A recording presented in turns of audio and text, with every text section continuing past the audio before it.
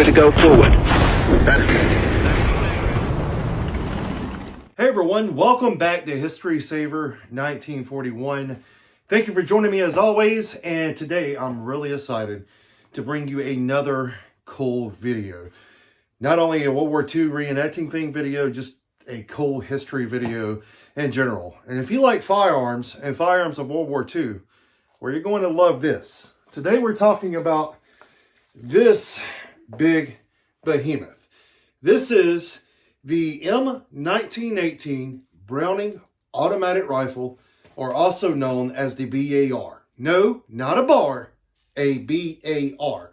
Even though a lot of people call it a bar, that's not really the correct pronunciation. It's called a BAR. And this thing is a behemoth. It weighs a freaking ton. And this is put out by Ohio Ordnance Works. It's a reproduction of the original BAR.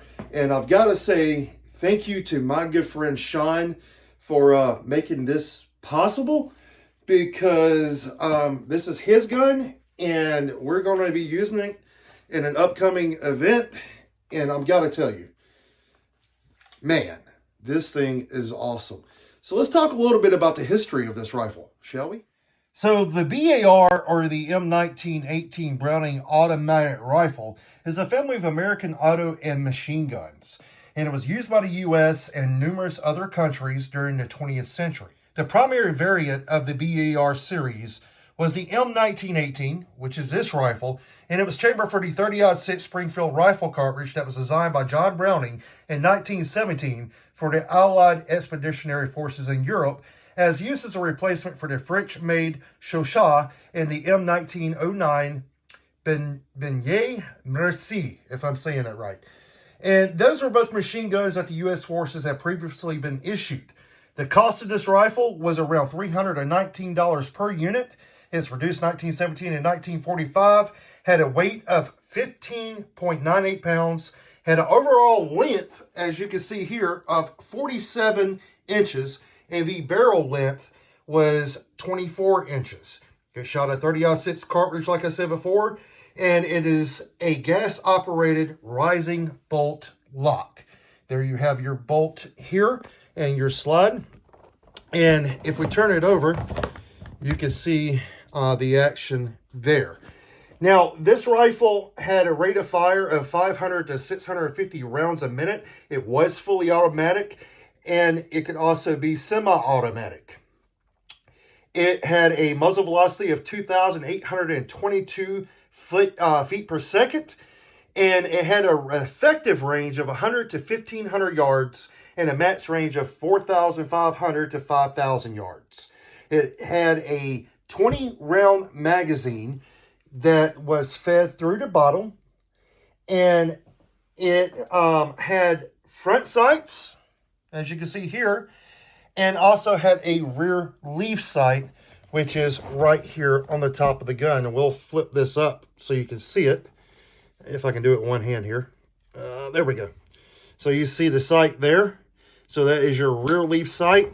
And then you also had a sight on the front post sight. Now, let's talk about this gun a little. Now, obviously, we're not going to load the firearm because we're indoors, but how would you carry your ammunition? Well, you had your BAR mags here, as you can see, on a well belt.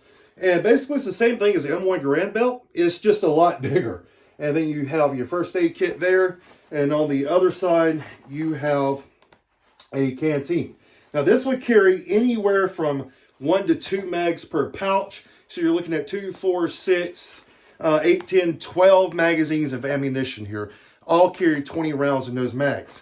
And how this thing will work, where this one is hooked up on basically a medic suspender, just to, suspend over your body and shoulders. So pretty quick to put on, pretty quick to take off.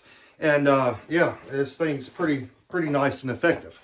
But the BAR wasn't designed to shoot like a normal rifle. It wasn't designed to shoot like a normal rifle. It wasn't designed like the M1 Garand to be shot from the shoulder. It was more or less designed to be hip fired, What do I mean by that? So this rifle weighs about 15 pounds. It is extremely heavy and extremely uncomfortable to hold up in this position. I mean, I could just feel my arm doing this. It is extremely, extremely heavy. So how will these guys shoot this rifle? Well, you see it has a sling. That's how it could be carried, is you would sling it over your shoulder. So a lot of guys carry it like that. It's not too uncomfortable like this. It's still very heavy. But a lot of guys will also carry this rifle by just simply throwing it over their shoulder. And they would carry it like this. Now, firing this rifle is another thing. This rifle will have to be fired from the hip. Now, how you would do that is you would fire it like this, or they could take the sling it over their body, which I'm not going to let the sling out to do that, but sling the sling over their body and then fire it like that. It was meant in World War I as a trench gun, basically, for trench warfare. It wasn't built for accuracy. It wasn't built to pick a target, nail your target. No, it was built as a suppression weapon and to clear a trench.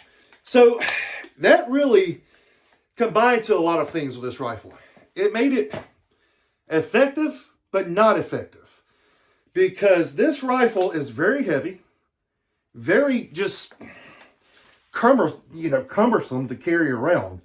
So it was used during World War II, Korea, Vietnam, and in the 1950s, they said, hey, this thing's just not living up to the expectations we had for it. Let's get rid of it. So this gun was starting to be phased out in the 1950s. It was ineffective. It didn't live up to the expectations that they had for it. And it developed the SAW, which was basically a squad automatic weapon, is what this SAW stands for. Squad automatic weapon, SAW, S-A-W. Now, it was a variant of the M14. And later, in 1957, I believe it was, they come out with the M60, which ultimately, was the variant of the SAW, which was a variant of this gun, and it replaced the BAR.